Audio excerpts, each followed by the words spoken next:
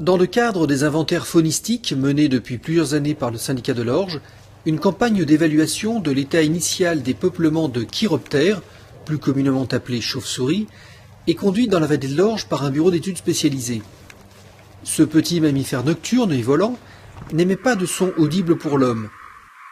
Alors, je suis en train de faire suivi des chauves-souris. Donc là, j'ai dans ma main gauche un détecteur d'ultrasons qui me permet de retransmettre les ultrasons des chauves-souris en son audible pour moi, qui me permet, en fonction de la fréquence à laquelle je trouve la chauve-souris, de différencier les différentes espèces qui sont présentes sur la zone d'étude, ou de savoir si elles sont en chasse ou en transit, en fonction du rythme qu'elles vont utiliser.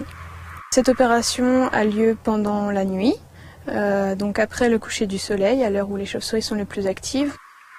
L'observation physique de l'animal, dans ce type d'inventaire, elle va s'articuler autour des voies utilisées par la chauve-souris et des terrains de chasse utilisés. Donc on va les voir tourner autour de nous, on va les voir passer ou dans un sens ou dans l'autre, ce qui va nous permettre de dire comment elle utilise son environnement.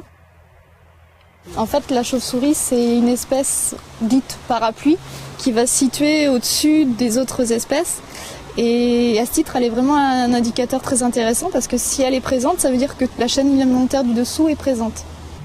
Alors actuellement, dans la vallée, on a détecté 6 espèces de chiroptères, dont 2 sont assez rares en Île-de-France. Alors différentes méthodes peuvent être utilisées. La deuxième méthode, c'est la méthode passive où on utilise des enregistreurs d'ultrasons qui, eux, enregistrent pendant une nuit entière les ultrasons des chauves-souris qui vont passer au-dessus d'eux. Et nous, on va pouvoir analyser par la suite ces sons via des logiciels spécifiques qui nous permettent de récupérer ces sons sous forme graphique. Il y a déjà eu des inventaires sur les chiroptères sur la vallée en 2010, sur 6 sites, qui nous ont montré un indice de présence de chiroptères assez intéressant et où on avait un bon potentiel. C'est pour ça qu'on a voulu connaître un petit peu l'état des populations en remontant sur la vallée, sur les affluents. Avec ces résultats, on pourra préconiser des aménagements, créer aussi du lien entre les différents secteurs de chasse finalement, pour refaire des reconnexions entre différents secteurs.